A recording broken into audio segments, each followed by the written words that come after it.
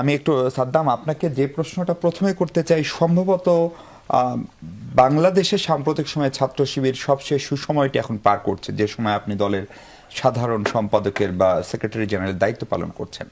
আমরা দেখলাম যে কদিন আগে জামাত ইসলামের আমির শফিকুর রহমান, উনি অসুস্থ, ওনার একটি অপারেশন হয়েছে, সেটির তাকে শুভকামনা করতে গিয়ে প্রধান উপদেষ্টার প্রেস সচিব জামাতকে অনুসরণ কথা বলছেন অন্য দলকে।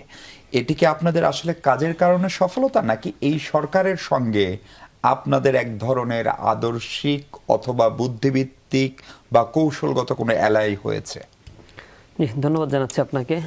শুরুতে আসলে ছাত্রদলের আজকে প্রোগ্রাম বাস্তবায়ন চমৎকারভাবে করেছে তারা, এজন্য ছাত্রদলের সেক্রেটারি ভাই এখানে আছেন, সাধারণ সম্পাদককে আন্তরিক ধন্যবাদ জানাচ্ছি।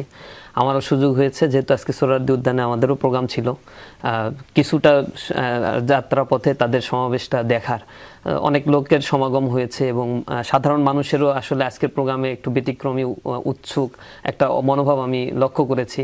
ছাত্রদলের প্রোগ্রামকে কেন্দ্র করে ব্যানার, ফেস্টুন বা পূর্বের কালচার থেকে তারা যেভাবে বের হয়ে আসছে, আবার 9 দফা আজকে যেটা ঘোষণা করছে, এটাও খুবই চমৎকার ছিল। আমরা আশা করি প্রতিটা দফাই দেখবেন একেবারে ছাত্রবান্ধব। 5 আগস্টের পরে যে কথাগুলো আমরা বারংবার বলছি, সেই জিনিসগুলোর একটা রিফ্লেকশন, এবং এত বিশাল জনসমুদ্রের মধ্যে তারা এটা আনুষ্ঠানিকভাবে ঘোষণা দিয়েছে। মাদক মুক্ত ক্যাম্পাস, মাদকের বিরুদ্ধে অভিযান চালাবে, গণরুম গেস্ট রুমের এগেইনস্টে থাকবে। যদি একটা লিডিং ছাত্র সংগঠন এই বিষয়গুলোকে ফলো করে, আমরা আশা করি বাংলাদেশের ছাত্র রাজনীতি শতভাগ পরিবর্তন হয়ে যাবে এবং এটা হতে বাধ্য হবে ইনশাআল্লাহ। দ্বিতীয়ত হচ্ছে জামাত ইসলামের যে ইস্যু নিয়ে উপদেষ্টার প্রেস সচিব কথা বললেন।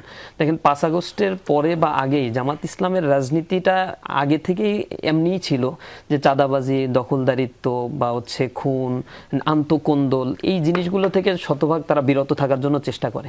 কিছু কিছু ক্ষেত্রে এর ব্যত্যয় ঘটলেও তাৎক্ষণিক তারা পদক্ষেপ গ্রহণ করে এবং সাংগঠনিকভাবে জামাত ইসলামের একটা স্ট্রাকচার, একটা বড় বিষয় হচ্ছে তাদের প্রশিক্ষণ হয় নিয়মিত। সেটা হচ্ছে তারবিয়া প্রশিক্ষণ, যেটাকে বলে তারা, যে প্রতি মাসেই তাদের বাধ্যতামূলক কোরআন ক্লাস হচ্ছে, হাদিস পাঠের আসর হচ্ছে, আরও সামাজিক অনেক বিষয়গুলোতে তাদের প্রশিক্ষণ প্রোগ্রাম হয়। প্রশিক্ষণ প্রোগ্রামগুলোতে এই যে ব্যবহারিক জীবনগুলো কিভাবে চলবে, অর্থনৈতিক লেনদেন কিভাবে হবে, এইসব বিষয়গুলো নিয়ে তারা আসলে ট্রেন আপ করে এবং একেবারে রুট লেভেল পর্যন্ত এই প্রোগ্রাম বাধ্যতামূলক এবং এগুলোর রিপোর্টিং করা হয়, যার ফলে জামাত ইসলাম একেবারে রুট পর্যন্ত সুসংগঠিত এবং তাদেরকে এগুলো মানে সকল কর্মীকে এটা মানতে বাধ্য করা হয়। তো সেই দৃষ্টিভঙ্গি থেকে হয়তো বর্তমান যিনি প্রেস সচিব, তিনি এই বিষয়গুলো বলার চেষ্টা করেছেন এবং জামাত ইসলাম যথেষ্ট নমনীয়তা, সুশৃঙ্খলতার পরিচয় 5 আগস্টের পরে দিয়েছে।